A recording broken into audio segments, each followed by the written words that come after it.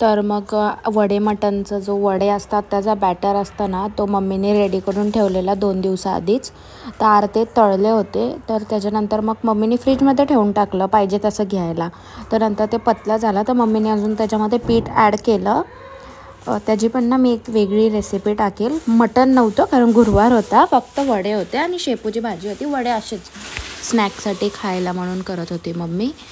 आणि मग मी व्हिडिओ काढत होती. ते तेल गरम होत होतं आणि मम्मीने मळलं वगैरे. त्याच्यानंतर हे बघा असं थापून, म्हणजे आपलं एक खाली कागद म्हणतं सॉरी प्लॅस्टिकचं घ्यायचं, पाणी लावून करायचं त्याला, म्हणजे पलटायचं, थापायचं आणि मग त्याच्यामध्ये टाकून ते ॲटोमॅटिक फुगतं. खूप जणांना माहीत पण असेल हे.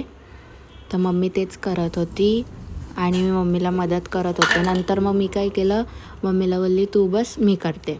तर मम्मी बोलली ठीक आहे. तर मम्मीने मग शेपूची भाजी केली. नंतर मग मी केलं. त्याच्यानंतर आमचे जे डॉग्सचं चिकन होतं ना ते फ्राय करत होतो, कारण आम्ही नाही खाल्लं तरी पण आम्हाला डॉग्सला द्यावंच लागतं, कारण त्यांना द्यायला देव पण नाही बोलत नाही. त्यांचं जनावरांना द्यायलाच पाहिजे, म्हणजे जेवण ज्यांना जमतं त्यांनी. तर आम्ही देतो त्यांना रोज. त्यांचंच होत होतं.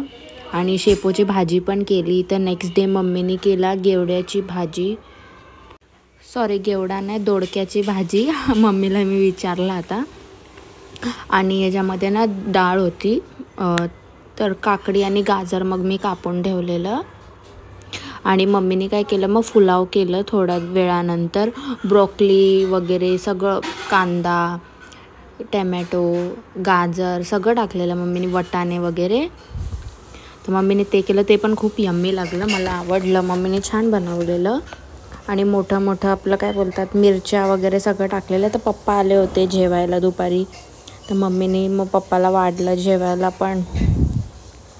तर खूप छान लागलं, मला तर आवडलं. मम्मी जेव्हा करत होते तेव्हा मी नव्हती, नाही तर मी व्हिडिओ पण काढला असता. तर आजसाठी एवढंच, बाय.